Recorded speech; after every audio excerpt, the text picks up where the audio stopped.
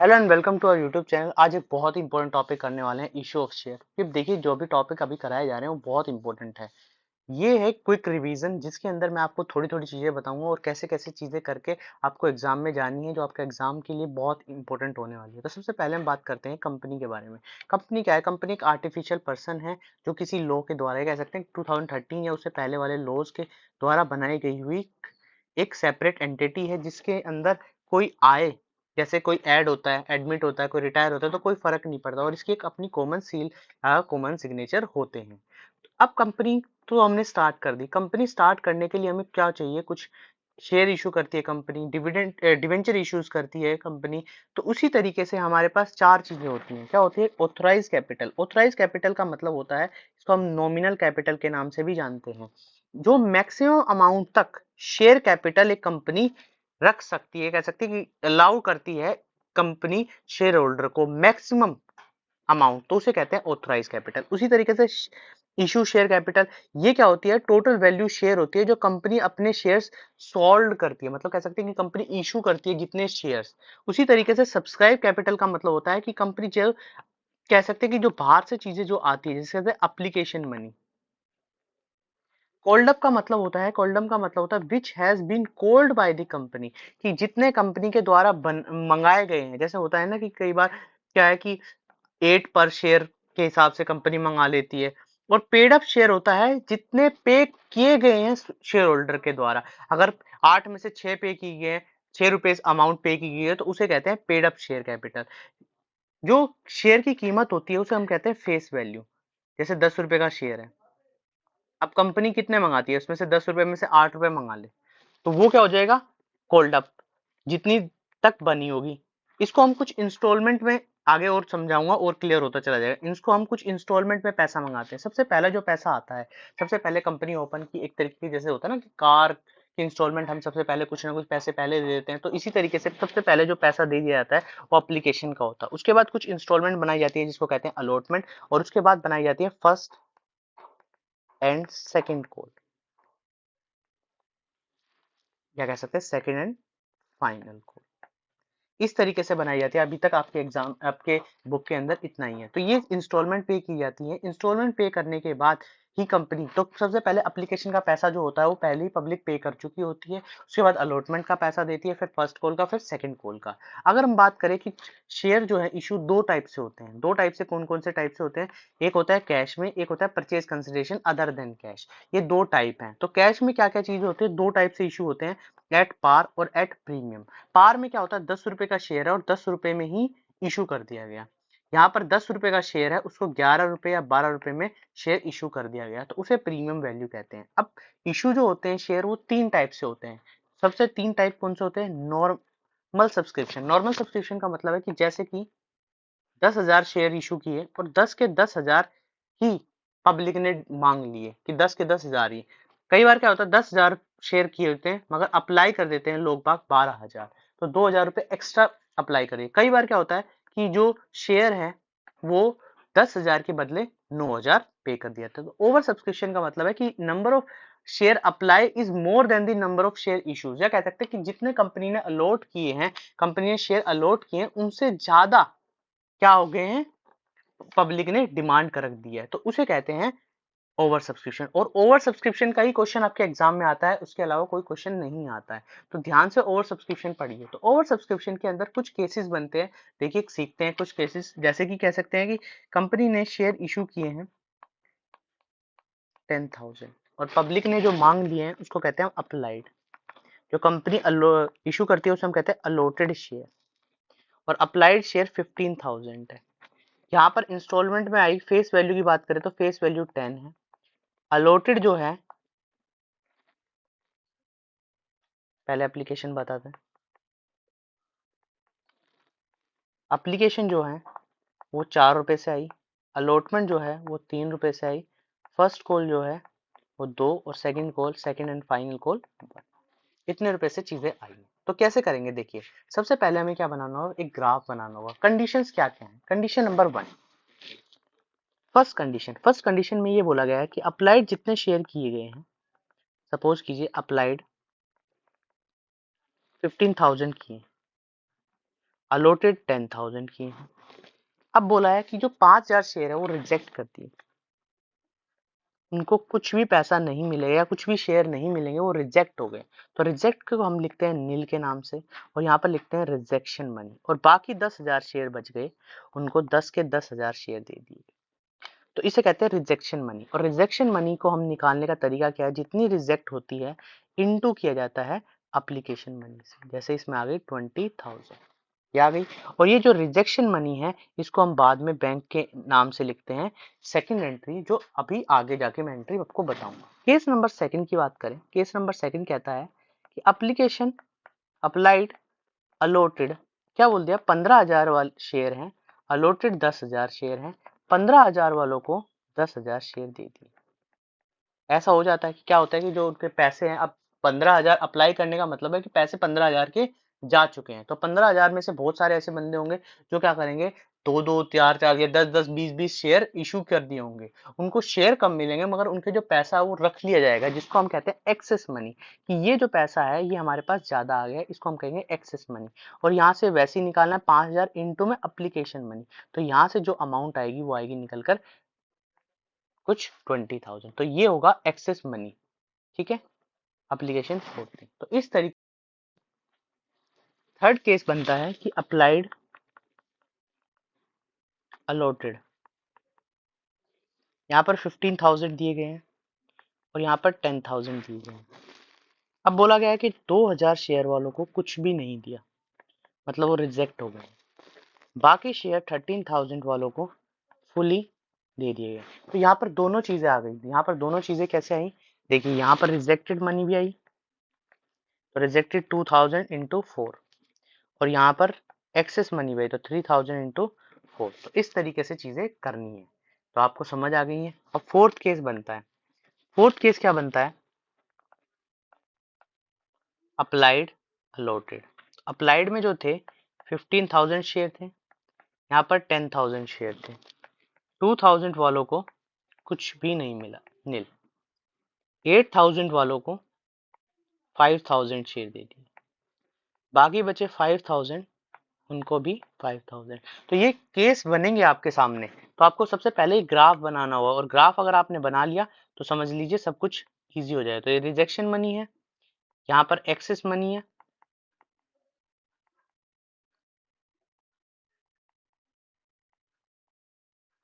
ठीक है, और यहाँ पर कुछ भी नहीं है। तो इस तरीके से ये ग्राफ बनाने आपको समझ आ गए होंगे, उम्मीद करता हूँ चीजें समझ आ गई।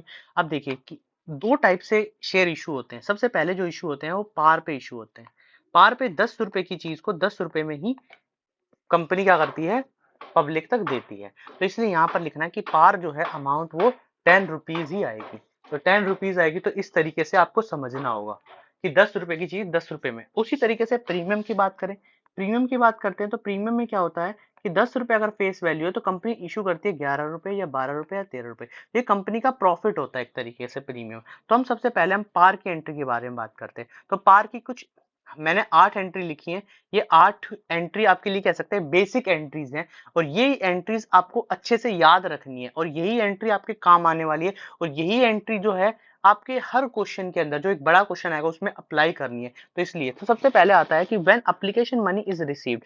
जब एप्लीकेशन मनी रिसीव होती है तो हमारे पास एक एंट्री आती है bank account debit, bank account debit to share application, bank account debit to share application. अब यहाँ पर क्या होगा कि नंबर ऑफ शेयर अप्लाइड, जो कंपनी ने अप्लाइड किए हैं उसको एप्लीकेशन मनी से मल्टीप्लाई कर देना, और दोनों में सेम अमाउंट आ जाएगी, दोनों में सेम अमाउंट आ जाएगी। ये करना है पार के पहली एंट्री में। तो इस चीज को ध्यान रखना है।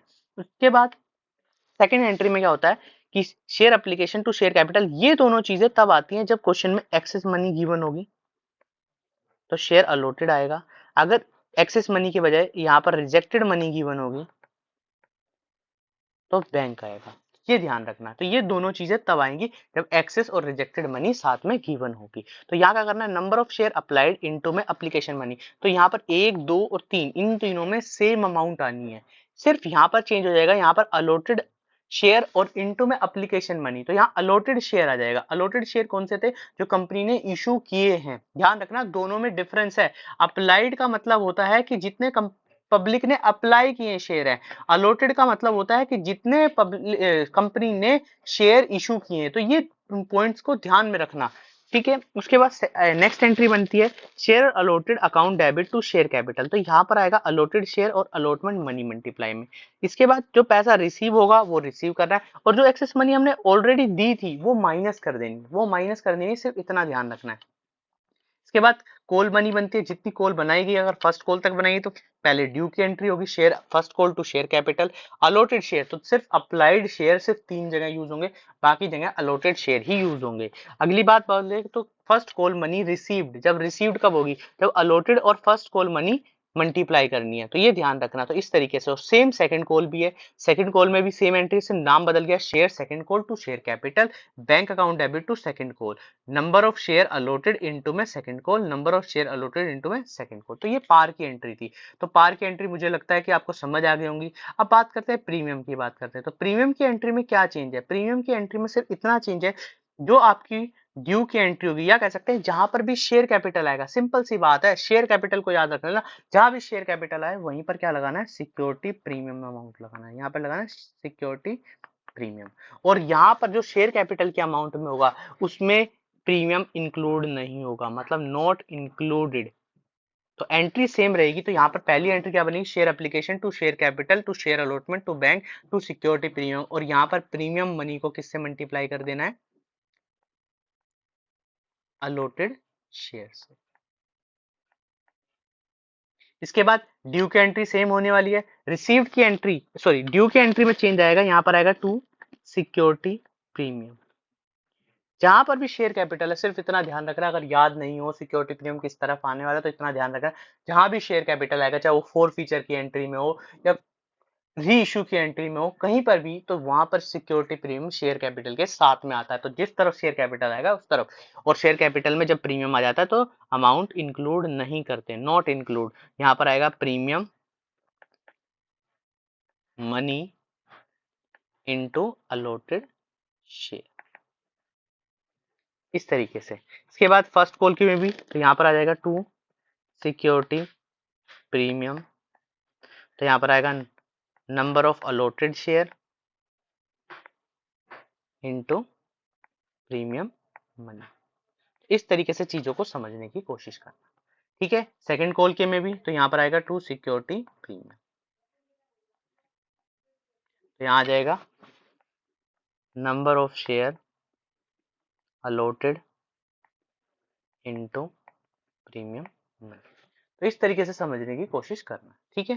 तो ये प्रीमियम की एंट्री है, और इससे पहले मैंने पार की एंट्री बता दी थी, तो प्रीमियम में क्या चेंजेस है वो बता दिया, उसमें क्या चेंजेस है ये बता दिया। तो इस तरीके से समझने की कोशिश करना है। तो ये ध्यान रखना कि जो प्रीमियम आएगा वो क्रेडिट साइड आएगा, और ये कंपनी का एक तरीके से प्रॉफिट होता है, कंपनी का प्रॉफिट होता है। तो कंपनी के प्रॉफिट को हम क्रेडिट साइड लिखते हैं, और किस एंट्री में आता है, ड्यू की एंट्री में, जब हम कंपनी के शेयर्स बनाएंगे तो तब आएगा, ठीक है। अब इसके बाद आता है कॉल्सन एरिया। तो कॉल्सन एरिया का मतलब क्या होता है, कॉल्सन एरिया का मतलब होता है कि शेयर होल्डर जब पैसा ना दे, नॉट पेड, इस सब शेयर होल्डर पैसा नहीं पेड करता, बोलता है कि शेयर होल्डर मैं तो पैसा नहीं देने वाला, जब पैसा नहीं, तो पैसा कब आता है, पैसे की एंट्री जो होती है वो होती है जिससे bank account debit to share allotment, ये एंट्री होती है। तो इसमें पैसा आया नहीं है, तो जहां बैंक, ये तो शेयर अलॉटमेंट है, सपोज करो ये 1 लाख रुपए से बननी चाहिए थी, और यहाँ पर भी पैसा 1 लाख है, मगर कोल्सिन एरियर बोल दिया कि कोल्सिन एरियर पैसा नहीं आया, तो यहाँ पर लिख देते हैं हम 5,000 रुपीज नहीं पे किए, तो कितने पे किए, 95,000। तो इस तरीके से मल्टीप्लाई, तो कोल्सिन एरियर क्या होगा, जितने शेयर दिए होंगे उसको उस चीज से, मतलब अगर अलॉटमेंट का पैसा नहीं है तो अलॉटेड मनी से मल्टीप्लाई करना है, अगर फर्स्ट कॉल का पैसा नहीं है तो इनटू फर्स्ट कॉल करना है। तो फर्स्ट कॉल की, अगर मैं फर्स्ट कॉल की बनाने आ जाऊं, जो रिसीव्ड की एंट्री होगी, तो share bank calls in arrear to share first, तो इस तरीके से एंट्री बनने वाली। तो उम्मीद करता हूँ आपको चीजें समझ आई। तो कॉल्स इन एरियर का मतलब आपको समझ आ गया कि जहां पर पैसा पेड नहीं किया जाता। उसके बाद आता है कॉल्स इन एडवांस। तो कॉल्स इन एडवांस क्या होता है, कॉल्स इन एडवांस का मतलब होता है जब पैसा एडवांस में पे कर दिया जाए। तो एडवांस में पे कर दिया जाए, इसका मतलब बैंक बैलेंस हमारा बढ़ गया होगा। सपोज करो बैंक था, एंट्री थी, रिसीव्ड की एंट्री शेयर अलॉटमेंट, और यहाँ पर 1 लाख रुपए आने थे, मगर एडवांस में पैसा दे दिया कि कॉल्स इन एडवांस, इसका मतलब है या तो किस पे पैसा ज्यादा दे चुके हैं, जो फर्स्ट कॉल का पैसा वो पहले ही पे कर चुका है, कुछ पैसा पे, जैसे 5000 पे कर चुका है फर्स्ट कॉल का, तो ये फर्स्ट कॉल का यहाँ पे कर चुका है, तो यहाँ पर टोटल अमाउंट आएगी 1 इतनी। अब मैं जब पैसा रिसीव करने जाऊंगा फर्स्ट कॉल का, तो बैंक यहाँ पर आएगा टू शेयर फर्स्ट कॉल, तो यहाँ पर मैं कॉल्स इन एडवांस कर चुका हूँ, मतलब जो पैसा है वो एडवांस में अलॉटमेंट पे आ चुका है। देखिए जो एडवांस आता है वो जो नेक्स्ट वाली चीज है, मतलब नेक्स्ट इंस्टॉलमेंट है, कह सकते हैं फर्स्ट कॉल है, उसका पैसा एडवांस में जाएगा। तो इसका मतलब है कि यहाँ पर जो पैसा आ चुका है, अब बनना यहाँ पर भी क्या था, यहाँ पर सपोज करो 50,000 बनना था, मगर 5000 आ चुका है, तो या तो मैं ऐसा लिखूं कि यहाँ पर 45 लिखूं और लिख दूं कोई कॉल्स इन एडवांस है, या फिर पैसा क्या है 50 बनना था मगर यहाँ पर पहले ही पैसा आ चुका है, तो ये अब इस चीज के लिए कॉल्स इन एडवांस यहां पर लिखा जाएगा। तो बस इतना ध्यान रखना है कि क्वेश्चन के अंदर कि कॉल्स इन एडवांस जिस भी एंट्री में बनेगा वो कहां पर बनेगा, क्रेडिट साइड, मगर दूसरी वाली एंट्री के लिए वो क्या बन जाए एक तरीके से कि पैसा पहले ही वो रिसीव कर चुके हैं, तो वहां उसने पैसा कम दिया, तो इसलिए जब एंट्री करने जाऊंगा बैंक की एंट्री नेक्स्ट वाली, तो उसमें ये चेंजेस मुझे लेके आने होंगे। तो इतनी बात समझ लेना कि ये करने का तरीका कैसे है, तो इस तरीके से करने की कोशिश करना, कंफ्यूज नहीं होना है, और ज्यादा चांसेस नहीं होते कॉल्स इन एडवांस के, कॉल्स इन एरियर तो आएगा ही आएगा, तो कॉल्स इन एरियर को अच्छे से पढ़ के जाना है, कॉल्स इन एडवांस से समझाने के लिए था कि पैसा पहले ही एडवांस में आ चुका है। ठीक है, तो ये चीजें, ये टॉपिक थे जो हमारे बेसिक टॉपिक्स थे।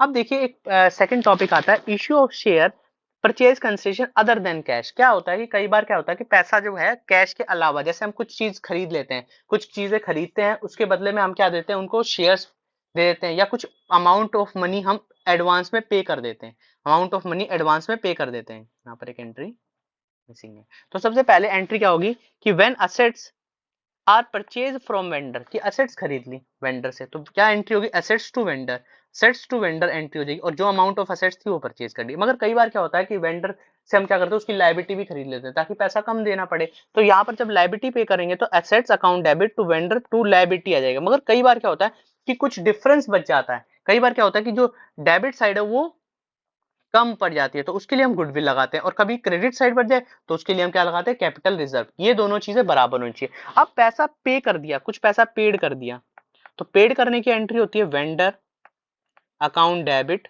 टू कैश बैंक, जिससे भी पे किया, कैश बैंक बिल्स रिसेबल, किसी से भी पे किया, तो ये एंट्री आएगी। अब पैसा कुछ पे करने के बाद कुछ अमाउंट बचती है, तो हम उसका क्या करते हैं, शेयर इशू कर देते हैं। तो किस पे इशू करते हैं, या तो पार पे करेंगे या प्रीमियम पे इशू करेंगे, तो एंट्री होगी vendor account debit to share capital. अब ये जो होगी ये आउटस्टैंडिंग अमाउंट होगी, जो पैसा बचा हुआ है वो अमाउंट हो जाएगी, तो ये आउटस्टैंडिंग अमाउंट आ जाएगी। इसके बाद शेयर कैपिटल में क्या आएगा, नंबर ऑफ शेयर, जितने शेयर हमने इशू किए हैं इनटू फेस वैल्यू, या कह सकते हैं कि जो फेस वैल्यू है उससे मल्टीप्लाई, और फेस वैल्यू पार वाले केस में इशू प्राइस के इक्वल होती है, ये ध्यान रखना। सेकंड वाली होगी vendor account debit to share capital to security premium. इसकी अमाउंट कैसे निकालेंगे, तो इसमें होगा outstanding amount, number of share into face value, number of share into में प्रीमियम। अब ये नंबर ऑफ शेयर कैसे कैलकुलेट करते हैं, इसका एक फॉर्मूला होता है नंबर ऑफ शेयर का, आउटस्टैंडिंग अमाउंट डिवाइड में इशू प्राइस। इशू प्राइस क्या होता है, जब प्रीमियम का केस आता है तो उसमें होता है फेस वैल्यू प्लस प्रीमियम। तो इस तरीके से चीजों को समझने की कोशिश करना, जब वेंडर का क्वेश्चन आएगा तो आप इस तरीके से करेंगे। ठीक है, अब देखिए नेक्स्ट जो टॉपिक आता है वो आता है फोर फीचर ऑफ शेयर। तो फोर फीचर ऑफ शेयर को कैसे सॉल्व करें, कैसे, फोर फीचर का मतलब क्या होता है, फोर फीचर का मतलब होता है कि कई बार क्या होता है कि शेयर होल्डर्स क्या करते हैं, पैसा नहीं देते, तो क्या करती है कंपनी, एक बार मांगती है, दो बार मांगती है, अगर तब भी नहीं देते तो उनके जो शेयर्स है वो कैंसिल कर देती है। अब कैंसिल कर देती है तो क्या होता है कि जो पैसा ऑलरेडी पे कर चुके हैं वो कंपनी के प्रॉफिट में चले जाते हैं, तो कंपनी के प्रॉफिट में चले जाते हैं। तो इसी तरीके से क्या हो जाता है, फोर फीचर हो जाता है कि जहां तक उन्होंने पे किया है वहां तक ठीक है, उसके बाद उनका शेयर क्या हो जाता है, फोर फीचर हो जाता है, और बाद में उसको हम क्या कर देते हैं, रीइशू भी कर देते हैं। तो सबसे पहले इसकी कॉमन एंट्री होती है, कॉमन एंट्री जो मेन एंट्री होती है, तो एंट्री क्या होती है, share capital to share forfeiture to holes in area.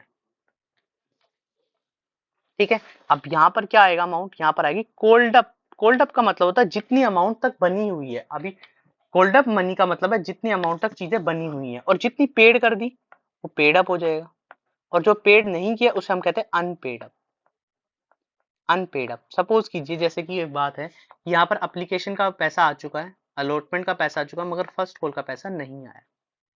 ये था 4, ये था 3, ये था 1, और यहीं तक बनी है चीजें, सेकंड कॉल नहीं बनाई। सेकंड कॉल बननी चाहिए थी 2 रुपए से, मगर वो बनाई नहीं है, तो हमारी जो कोल्ड अप वैल्यू होगी वो होगी 8 इंटू जितने शेयर फॉर फीचर किए। पेड अप कितनी होगी, यहाँ पर दो चीज पेड कर चुके हैं, एप्लीकेशन का पैसा और अलॉटमेंट का पैसा, तो पेड अप जो हो जाएगी वो हो जाएगी 7, और अनपेड अप तो कितनी हो जाएगी 1। तो यहाँ कॉल सिनेरियो की जगह नाम लिख सकते हैं हम share first call, share first call. Second call तो बनी ही नहीं थी, तो आने का तो कोई फर्क नहीं पड़ता। तो इस तरीके से चीजों को समझना होगा। तो ये कॉमन एंट्री है। अब ये जो कॉमन एंट्री यही पार में एंट्री होती है। पार के केस में, पार के केस में मतलब 10 रुपए की चीज है, 10 रुपए में ही वो फोर फीचर होगी। अब जो बदलता है वो किस में बदलता है, वो बदलता है प्रीमियम में। प्रीमियम के दो केस बनते हैं। क्या बनते हैं प्रीमियम के दो केस, कि प्रीमियम मनी रिसीव्ड हो चुकी, अगर प्रीमियम मनी रिसीव्ड हो चुकी है तो एंट्री जो होगी वो होगी share capital to share forfeiture to calls in arrear, मतलब कह सकते हैं common entry, same common entry, same common entry. तो इसका जो अमाउंट आएगा वो आएगा hold up, paid up,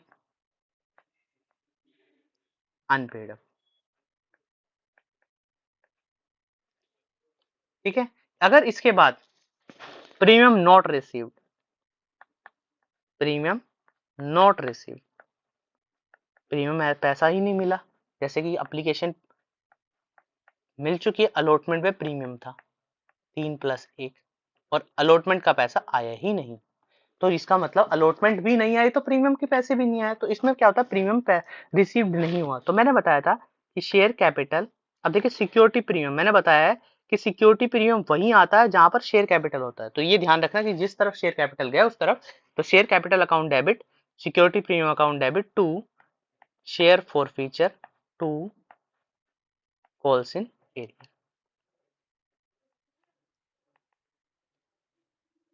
calls in arrear. तो यहाँ पर क्या आ जाएगा, कॉल्ड अप, यहाँ पर सिक्योरिटी प्रीमियम मनी, यहाँ पर आएगी पेड अप, और यहाँ पर आएगा अनपेड अप। इस तरीके से चीजें होंगी। तो ये जो केस है ये सारे के सारे बनने वाले। तो ये समझ आया कि फोर फीचर का मतलब क्या होता है। फोर फीचर का मतलब होता है cancelling the share for non payment of call due as a final actions against the defaulter share holder. इतना ध्यान रखना कि जब कोई पेमेंट नहीं करता तो तब, और ये शेयर फॉर फीचर एक तरीके की कंपनी के क्या हो जाते हैं, प्रॉफिट हो जाता है कंपनी का एक तरीके, क्योंकि उसको वापस नहीं देने ये चीज। तो ये ध्यान रखना। तो इसके जो केस है वो बन चुके हैं। कॉमन एंट्री या कह सकते हैं पार का केस जो होगा वो सेम होगा।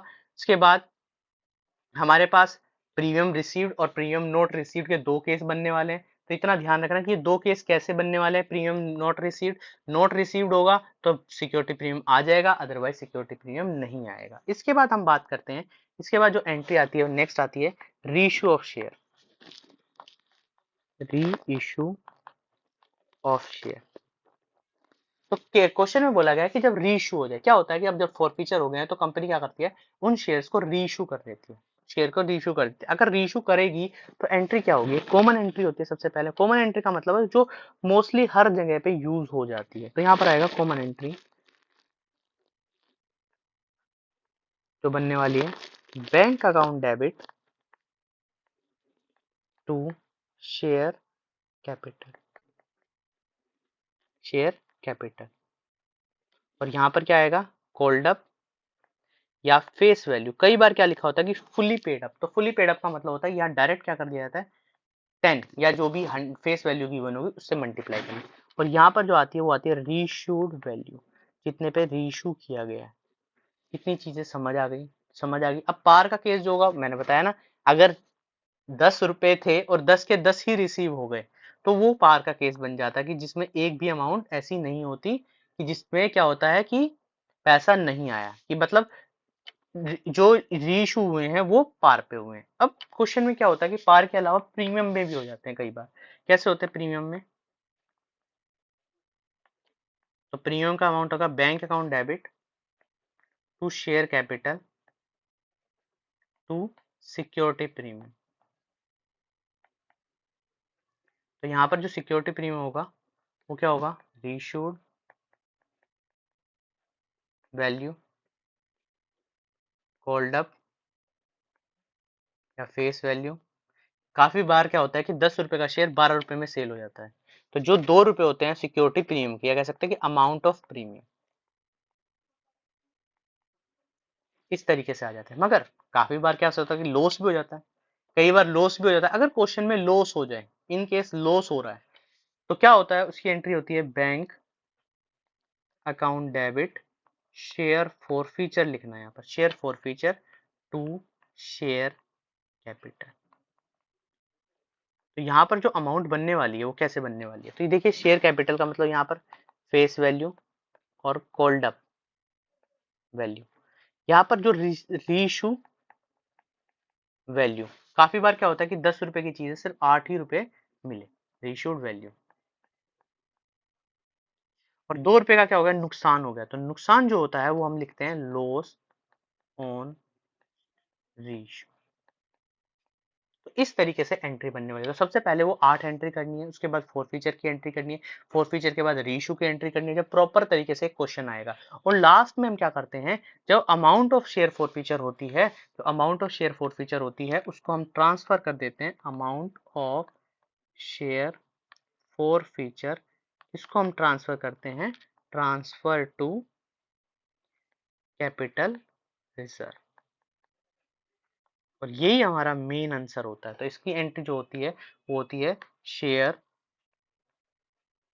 Forfeiture account debit to CR, या कह सकते हैं कैपिटल रिजर्व, कैपिटल रिजर्व। तो इस तरीके से एंट्री करनी है। तो ये उम्मीद करता हूँ आपको चीजें समझ आ गई होंगी। अब जब हम सीआर निकालते हैं तो सीआर का एक फॉर्मूला होता है, लिख लीजिए सीआर का फॉर्मूला, नंबर ऑफ शेयर री इशू, कितने शेयर री इशू हुए। काफी बार क्या होता है कि शेयर कम भी री इशू हो जाते हैं, into credit amount of share forfeiture, share forfeiture divide में number of share forfeiture minus debit amount of share forfeiture. तो डेबिट अमाउंट कहाँ पर आती है, डेबिट अमाउंट अभी देखिए हमने, ये डेबिट अमाउंट थी, ये वाली अमाउंट को हमें माइनस करना है। और क्रेडिट अमाउंट कहाँ पर आती है, फोर फीचर वाले क्वेश्चंस में आती है, फोर फीचर वाले क्वेश्चंस में आती है।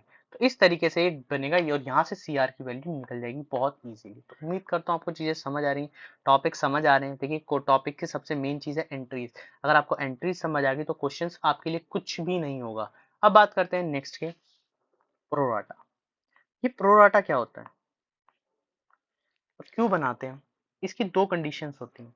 दो कंडीशन क्या होती हैं, प्रोराटा तब बनता है जब क्वेश्चन में ओवर सब्सक्रिप्शन, ओवर सब्सक्रिप्शन हो। और सेकंड कंडीशन होती है जो सेकंड इंस्टॉलमेंट होती है। सेकंड इंस्टॉलमेंट का मतलब मैंने बोला जो सेकंड, कह सकते हैं कि शेयर अलॉटमेंट का पैसा नहीं आया हो, तब प्रोराटा हमारे सामने बनता है। तो इसलिए ध्यान रखना कि प्रोराटा तब बनता है क्वेश्चन के अंदर जब क्वेश्चन के अंदर हमारे पास सेकंड इंस्टॉलमेंट नहीं आई हो।